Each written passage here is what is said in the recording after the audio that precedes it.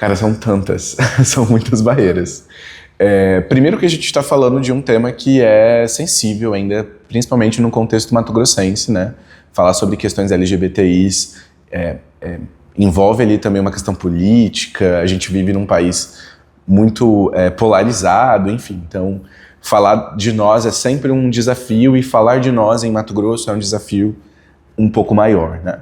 Então, já parte daí. E os outros desafios que eu fui encontrando ao longo do tempo, existe muitas iniciativas particulares de memória, né? Então, alguma pessoa tem um acervo de fotos da primeira parada, né, que hoje está em posse da associação. Outra pessoa tem alguns registros de vídeo de uma apresentação no início dos anos 90, num bar.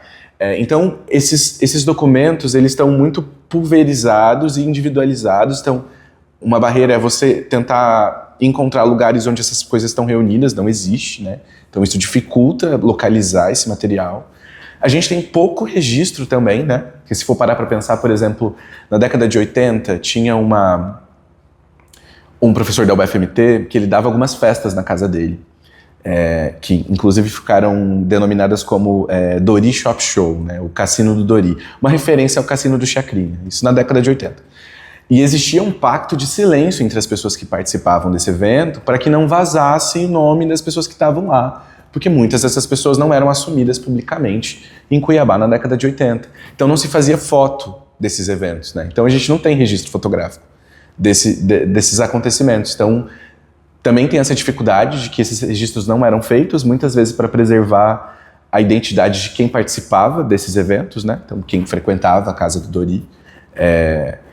E tem até uma pesquisa de um outro pesquisador também, o Murilo Lorenzoni, que foi professor da UFMT, inclusive, que ele vai falar sobre o início dos concursos de Miss Gay, né? E esses concursos aconteciam nesse evento também, né?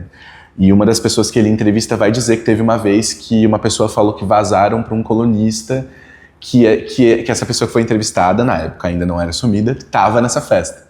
E aí a primeira coisa que ela fez foi procurar o jornal para ver se realmente tinha aquela nota e essa nota não existia, né? Então, tinha esse medo mesmo, né, durante esse período, enfim, e o início da década de 90 também. Então, a gente tem pouco registro fotográfico de vídeo, por exemplo, e as pessoas estão envelhecendo também, né? Muitas pessoas que construíram esse movimento em 70, 80, já estão envelhecendo, né? Então, muitas delas não se lembram exatamente como aconteceu, algumas faleceram já, então a gente perdeu essa história porque o único documento que a gente tinha era a memória dessa pessoa, então se ela faleceu a gente perdeu esse arquivo, né?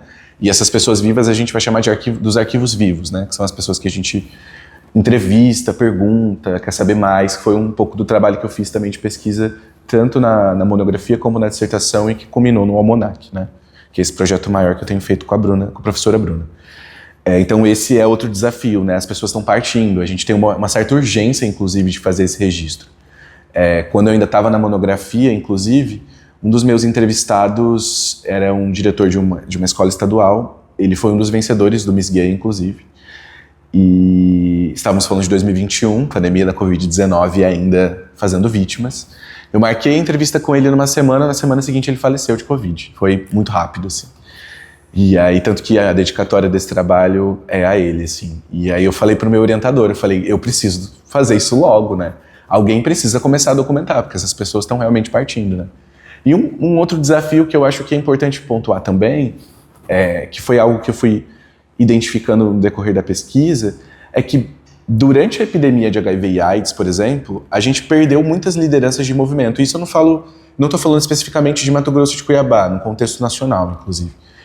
E muitos dessas lideranças que morreram por conta das complicações da AIDS, por exemplo, as suas famílias jogaram todo o material que tinha fora. Então, ata de reunião de grupos, fotos de eventos LGBTIs, foram tudo pro lixo, né? Por quê? Porque muitas dessas famílias não aceitavam a sexualidade, muito menos aceitavam perder o seu parente por conta da AIDS, né? Por conta do estigma que existia na doença. Então, tudo que se referisse àquela vida pregressa, aquela vida proibida que aquela pessoa viveu, não merecia ser guardado, né? Então